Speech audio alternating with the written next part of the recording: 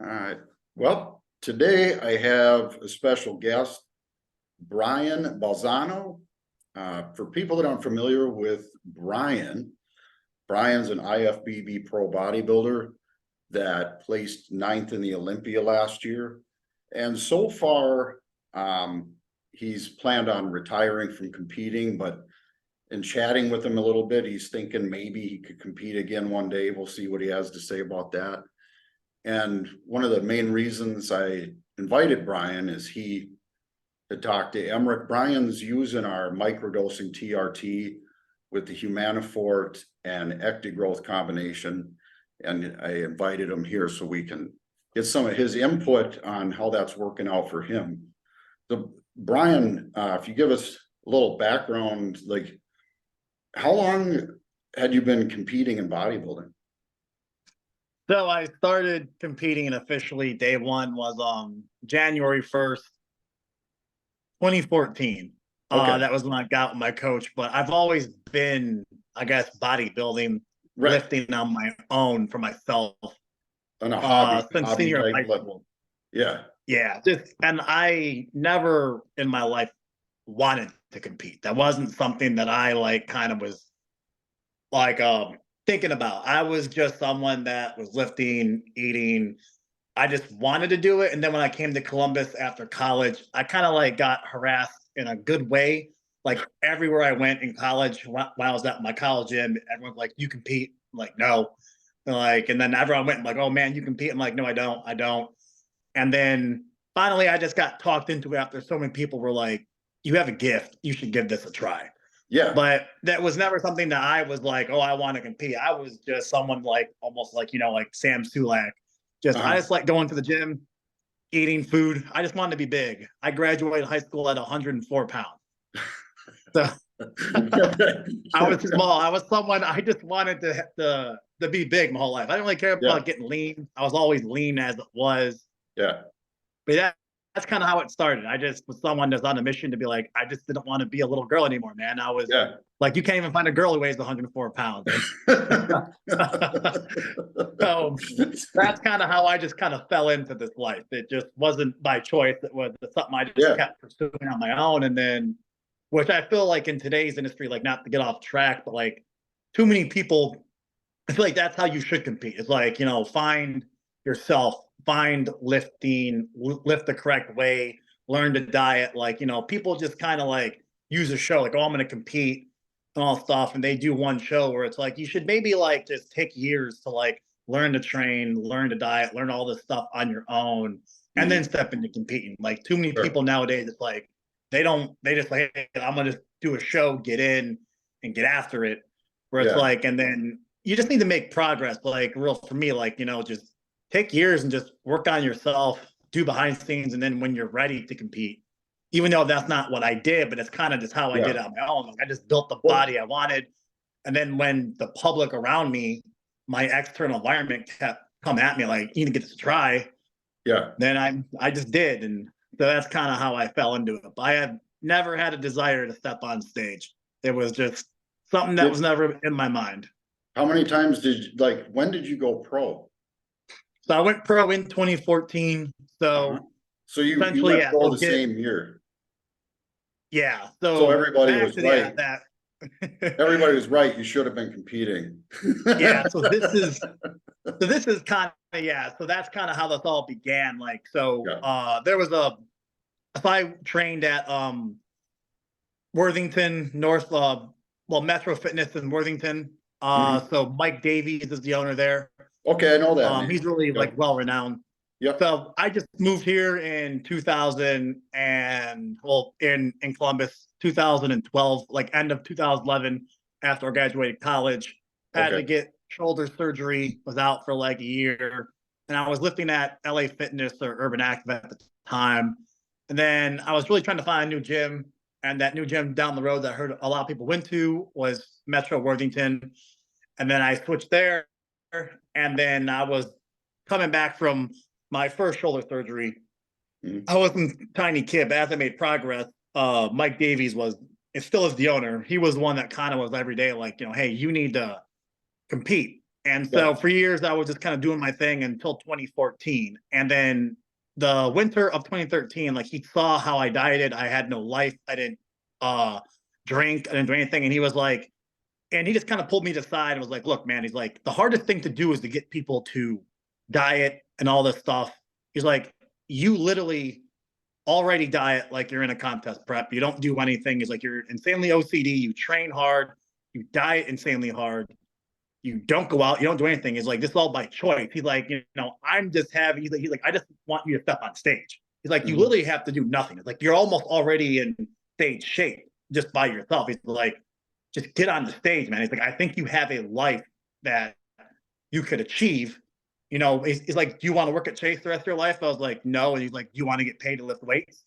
Like, yeah. He's like, so then what's holding you back? He's like, I'm not even asking you to eat shitty food because you're already eating bland, shitty food on your own.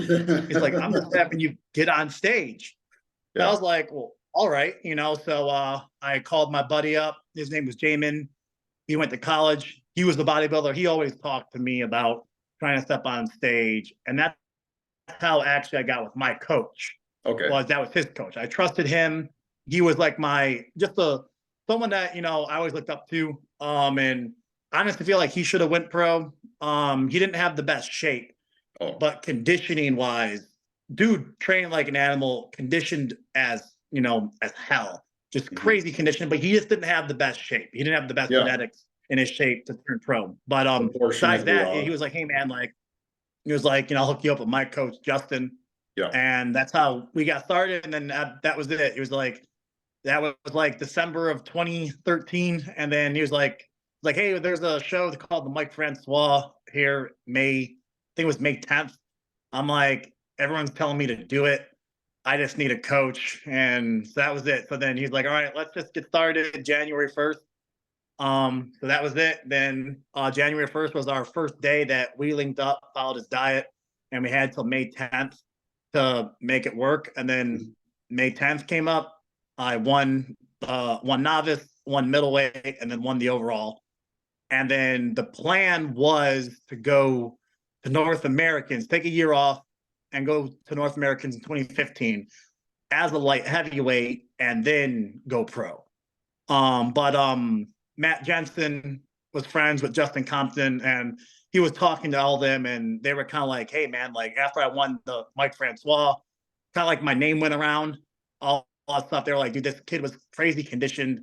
And then they talked, and like Matt told Justin, like, dude, I would let the kid go pro now. Like, I know he's too small to be a pro, but they're like, dude, like his body screams pro. And so Justin called me that next day, was like, hey man, he's like, it's your call. The plan was like, he's like, we need to get bigger over time. It's like, we still need more mass. But he was like, do you want to go pro? Do you want to try to go pro at the smaller size? Do you just want to kind of get to work, pack on more muscle? And then, I was like, well, I mean, when's the next show? He's like, well, the next one is USA's in July. And he's like, it's in Vegas. And I was like, I want to go to Vegas. Yeah. So that was like my choice. I'm like, he's like, it's about 8 weeks away. So I'm like, let's do it. So then we went to the USA's, I think it was July 25th and 26th. And then I won middleweight and won my pro card. There you go. So so it took me from the Francois till the USA's, I think it was 78 days. So I went pro in 78 days. Yeah. I think I hold that record. I think I still have the shortest amateur career in the history of bodybuilding. And other people, like my coach has tried to because some people will be like, well, someone went pro in like 2 shows, but they were like, they had previous competing. Like they did natural shows, and like Justin was always like arguing with people online. Like he's like, well, Bryan's first ever show, his first show of his whole life was here and here. So he went pro in 78 days ever. But some people have competed in other other federations, and they've gone pro quicker as in the NPC, but they were like, but he's like, well, technically, like that wasn't their very first show. They've been competing for 10 years. Yeah. But so I think I still hold the record of having the shortest career, that amateur career in the history of bodybuilding. And then this last year was your first time at the Olympia? Yeah, the Okay. 22 Olympia. Oh, 22. All right. Gotcha. Yeah, And you placed ninth, yeah, which is, I mean, top 10's really respectable, and that's the top show. So, yeah, at that point, you're out of all the bodybuilders in the world, you're like the ninth best. You know what I mean? yeah. Which is that's pretty substantial. So and I've seen your pictures, and on this video, when I post it, I'll put a thumbnail of one of your pictures too, so people can get a stage shot of you. And you got a great physique. So we do genetically, you have a very pleasable, like, shape physique, and then you just fill it out nice, and that you got a nice X frame. Thank you. The midsection is small. That's something that a lot of guys can't seem to pull off. It's that nice small midsection. So your rear Yeah, upper bicep looks really good because your waist comes right down to that little, that little V, and then the legs exaggerate from there. I was really, really impressed with your rear shots. And then, but you're talking about possibly competing again. Like, it might bite yeah. you in There's the ass one more time just to see, and then, um, yeah. I've said now that you were running the 10 milligrams in Humanofort. What did a typical cycle look like, leading into a competition like that for you? All right. So each show is obviously always different, but the vast majority of my pro career, the base cycle, so off season, we would run. So when I came back from my surgeries in 2017, were like my hiatus, where everyone thought I was dead. I don't know if you know those stories or not, but The I jaundice kind of one? the That pilonidal cyst. Oh, okay, okay. As I had a cyst in my tailbone area, and Yep. it festered and turned into a massive infection, and took 4 surgeries in 26 months.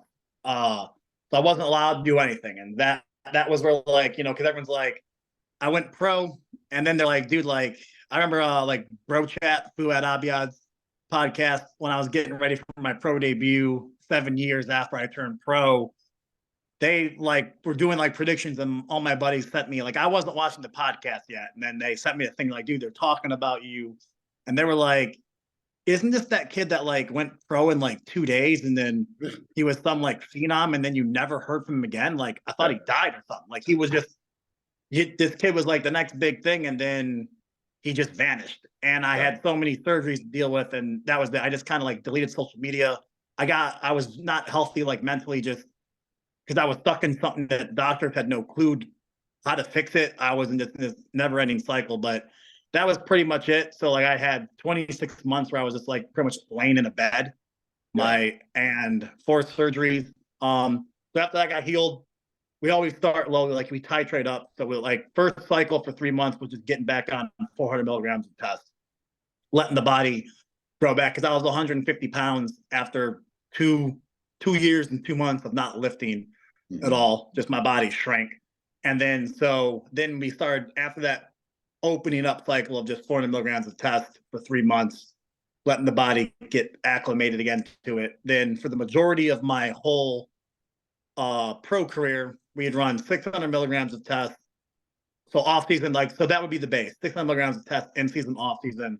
Off season would be 500 milligrams of DECA, 4 units of growth hormone. So I never took growth hormone in my amateur days. The first day I took growth hormone was January of 2020. So right before COVID hit, that was when we introduced growth into me. So from this point on, it was 600 milligrams of test, 500 DECA, 4 units of growth in the morning on an empty stomach. And then we use a little bit of D-ball first. There's 25 milligrams D-ball for the first 4 weeks, then cut it out. And then that's pretty much all I did off season, was just the test, DECA, and growth hormone. And then obviously I forget the half milligram of Arimidex Monday, Okay. Wednesday, Friday to keep my estrogen under control. And then in season, for my debut was 600 milligrams of test, 500 equipose. So go from DECA to equipose, then start 300 milligrams of tren acetate. So 100 milligrams Monday, Wednesday, Friday. And then we throw in Winstrol, 20 milligrams of Winstrol 4 weeks out. Glenn was kind of as needed. So we throw it in. Around 8 weeks out when I started doing cardio, start at 25 mcgs of Glenn morning and no more than 100 a day. So if it went up to, it'd always be fasted first. So 25 milligrams fasted AM, 25 milligrams pre-workout, then 50, 25, then 50, 50. But no more than 100 milligrams or 100 mcgs of Glenn a day. And then there's a Glenn tren test, growth, EQ, and a little bit of Winstrol 4 weeks out. So that was pretty much my main in-season role. Yeah, in-season for the Indy Pro prep. And then for the Olympia prep, we pushed it a little further, which I don't think my look at the Olympia was better. So, Sure. which, as we all know, like sometimes more does not mean a better look. No. So we then for that prep, that was the most I've ever ran, which was 750 tests, 600 equipose. Still the same. I've never used more than 300 milligrams of tren a week. It's always the same, 100 milligrams 3 times a week. Then the 100 mcgs at max of the Glenn, 40 milligrams of Winstrol, 4 weeks out, 20 a.m., 20 p.m., and still the 4 units of growth. So that's, I've never taken insulin. I've never touched T3. But that's pretty much, those are the only drugs that I've used for in-season, off-season. That was it. And the Olympia prep was more. I wasn't, and that's where like once I have the Olympia prep, which kind of like was there, like I didn't really feel comfortable doing more than 700 like and 50 milligrams of test. Like there was honestly no need. I was already thick and big, and I did like my look at less drugs. The 600 milligrams of test and the 500 equipose, to me, I just thought my body looked better on stage than the little more. But that was a typical cycle for me to get ready for the shows, and the base off season, it never changed. It was just 600 tests, 500 DECA, 4 units of growth, and then the half milligram of Rimadex 3 times a week to just keep estrogen. Oh yeah, and then in season, as we talked about before, the letrozole. So we'd switch a Rimadex to letrozole, and that would be 1.25 milligrams of letrozole 3 times a week. Okay. So that was my stack. So now that you're running the microdosing with the testosterone, the Humanofort, like how do you feel in comparison to like say 400 milligrams of testosterone? Like how do you feel? Honestly, it feels pretty spot on. Like it's hard to like remember like years ago like what it felt like, but when I came off everything, as we talked about, like I felt like complete shit. I felt like my whole body was glass. I did not.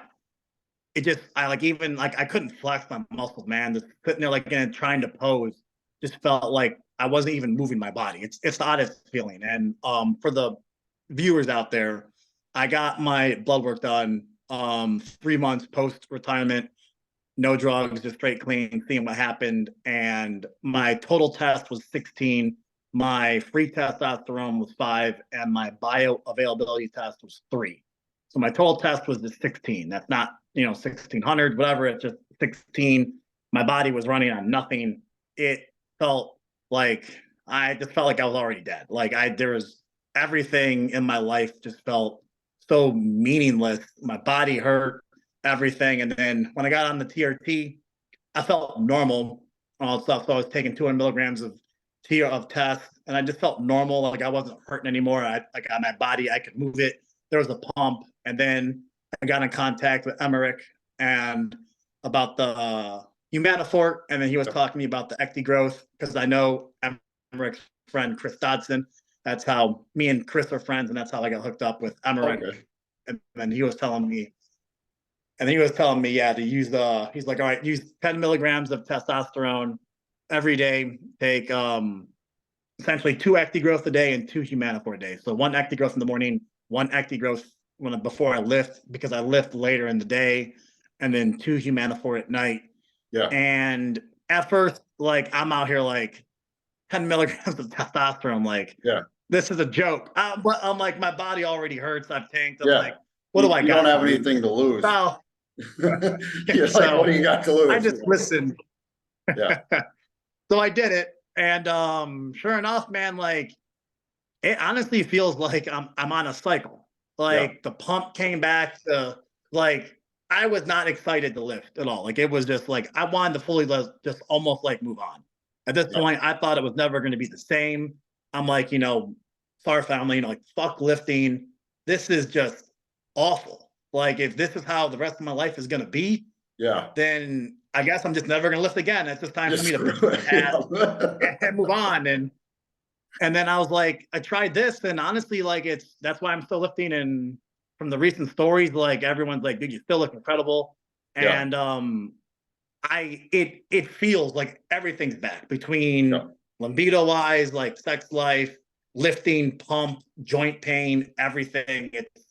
It may not be completely compared to obviously running 600, like, I mean, I was running like 600 milligrams of test, the DECA, growth, all of that combined, but it's pretty comparable. Like, overall, we're like, I get pumped, I feel great. All my desires in life are still back to normal. Like, I'm happy when I wake up. So the 10 milligrams of test, the Acti growth, and the Humanofort truly makes me feel like I'm back on anabolics. Yeah, and the cool part, Bryan, is we can be out of range for 8 weeks at a time. Let's say you bumped it up a little bit. After 8 weeks, though, let's say you went to like 200 milligrams of testosterone a week. You'll have all kinds of testosterone. Because think about it, you're tripling your testosterone. And all of a sudden, SHBG at week 8 has you caught. And it brings your test levels down to the same they would be on the 10 milligrams a day. That's why we quit gaining. And then we take a little more and bump back up. But with this, you can go back and forth from like the 10 milligrams to 200 milligrams every 8 weeks, stay on the Humanofort, and your hypothalamus will stay completely functional. Testes, everything will function normally. Your blood work will look great, but you'll continue to grow back and forth. Just like when if you go up in dose a bit, like I just said, you'll respond because everything's so regenerated, just like your very first time you went on. But you feel like that. But even on the 10 milligrams a day, you still, if you're not raising that SHBG, it won't hurt your free test levels. Your free test levels get really elevated, and that's what we use, is that free test. That's all the free shit to use for training. And then your hypothalamus isn't shut down, so your testes are still functioning, everything, and your receptors are fully functional. We found that after the SHBG counteracts it, if we keep taking more, what seems to happen is a down regulation of the androgen receptors themselves to kind of counteract all this shit floating around, like insulin would be. And the Humanofort acts as a ligand to the androgen receptor, so it's fully sensitive, so to say. So you're responding to the testosterone just so much better. That's why when guys are running the microdosing with the Humanofort, they always compare it to, I kind of feel like I was on a mild cycle and I'm taking 10 milligrams a day, And so it's a very integral part. The growth factors are miraculous. They control everything in our body, our receptors, our hormone balance, tissues, things like that. Without the Humanofort, it wouldn't be quite so drastic. But it's beautiful that we can keep our health, and that's one of my biggest worries, because I was in the heat of a lot of drug abuse and things like that, and we got to retire so damn early. And with this, we can go into being an old man and healthy and still be that jacked old man. Yeah, that's kind of like me, like, even though like I chose to retire, but like, it was quite miserable being 240 pounds. Like on my frame, it's not like, so I obviously retired for like pain reasons. My elbow, everything was just hurting so much, and I just had to take a step back. But also just daily life, Yeah, being 240 pounds at 5'4", yeah, at like low body fat. Like I was never got fat. I was still hard as nails, but it was just putting on socks, walking to the car, like everything. My lower back hurt all the time. Stuffing of the food, like it just got to the point of like this is not fun anymore.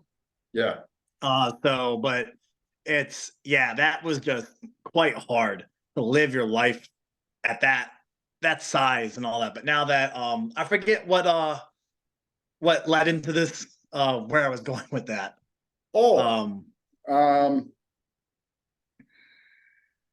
well, you're just basically talking about how you felt on the testosterone Humanofort, and oh yeah, and I then talked also, about, issues with, wanting to look good in old age, but oh yeah, that was it. Like that just, yeah, like, even though I wanted to retire, I still want to look like a bodybuilder. yeah, Like this is my passion. Like we talked, like before I even competed, I never cared to compete. I just yeah, I just want to look. I just, yeah, this is what I want to, this is the look that I want.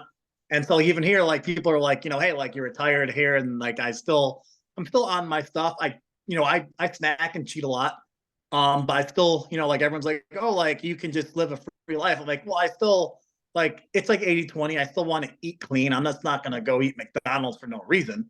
We're traveling, all stuff. I'm not gonna care about it. But like I still want to look like I lift. I still want to look for something that means a lot to me. So that's where, like, I still want that look. So even though I'm retired and I'm off and all stuff, like I'm like, I just don't want to go back to being like someone that you would never thought was ever in the gym. Like, okay, yeah, he's not fat, but like I still want, like, when I walk around, but like that kid works out. I may yeah, not be like that alien, like, yeah, like when you're like my girlfriend, which is kind of funny, like, she don't care, but she don't like a lot of attention. She's like, we're both people like who don't really care for attention that much. And like we go out, like obviously like I sweat 24/7, like, and so we just kind of like, I wear a tank top or something in the summer because it's just so hot. And we go to Walmart, and dude, like people would just like awkwardly like stare. yeah. And so she would ask, she's like, can you please just wear a t-shirt every time we go out? Like just all weather. She's like, I just like, because like it would get very uncomfortable sometimes. Like we're just in the aisle, like I'm picking stuff, and there's people like walking like literally, like, by Pointing the at aisle, you. just stop, Yeah, and they're just like, and she's just like, I mean, just like she's like, do you like, don't look, but do you like, someone's literally just like 5 feet from you, like eyeballing the hell out of you. I'm yeah, like, yeah, I can see it. She's like, can we just like move, like, so it's like all that stuff. So then like I would just wear baggy t-shirts every time we go out in public, so it didn't bring more attention. But even yeah. then, people are still like, dude, that's a huge human. And so yeah, so now it's like I don't really care, but it's like, it's still like, it's not like I need it, but like you don't like, it's still want, some people to recognize, oh, hey, like we're out, like, hey man, like you must lift weights. You're like, all right, Yeah, like just, I'm still holding on to some muscle. I don't want yeah, to just walk around and then be like, hey man, have you ever worked out in your life? Like, oh damn. That would suck. But yeah. I still want that base look of like being fit and just being in shape, and Okay. not just being someone that is there. But yeah, so that's kind of how I go off on that tangent. But yeah, I No, just still want to it's look in that Humanofort. it's perfectly acceptable. I'm exactly the same mindset as you. You've done it your whole life. It's like you Yeah. imagine building your dream house and then letting it just fall apart. Like Yeah. you And like, want okay, like, I don't want everyone staring at it, but every yeah. so often, like someone will come over, hey man, you got a nice house. Yeah, thank you. Like I still want to know that my life work was built. I don't want everyone to just go into my house. Yeah, exactly. And then Yeah. I was gonna ask you, like, what your thoughts are. The clients I work with, this is how I work with them now. And I've tried the drug game in and out, this way, that way, blah, blah, blah. But we do the minimal of 8 weeks on the 10 milligrams Humanofort Ecti. And then we just run small blasts and back to it. And the guys continue to gain, like you'll see guys putting on between 7 to 15 pounds a year, just running TRT doses. And everybody's but we don't have to worry about all the health problems when you get your blood work done. The doctor's not freaking out because everything's all messed up, and everything's functioning normally. And we know that we're not going to have a big crash later in life when when either your health or, they drop the drugs or your health's failing or all these sorts of things. And I like your input on that. As a pro, I was curious what your thoughts would be on what I'm working for here. Yeah. So you want the thoughts of like just because I'm just using the 10 milligrams and the Ecti growth and the Humanofort, but I haven't even attempted the blast yet. Not sure if I even will or not. Increase it, but that's more on my lines of trying to, if I want to get back on stage, like if I'm being honest, like I would like to do one more season. I would like to, but it's more like just the shoulder pain, the tennis elbow, and my knee pain. Really just kind of getting under control. The tennis elbow is what really stopped my career from ending, and it's like 90% healed right now. And then through the course of trying to work around, because I didn't want to stop lifting. I don't want to stop lifting, and I've done that too many times in the past, where the minute I stop lifting, dude, my body will eat itself. I will lose 60 pounds. Like, and people who have known me for years have seen it. Like the minute I stop lifting, I will go back to I will look like I'm in high school. So I'm like, I'm gonna work around this. I'm gonna try, and obviously it's too hard. The tennis elbow itself is too hard to ignore. Like, between back day, so I stopped training arms around July of 23.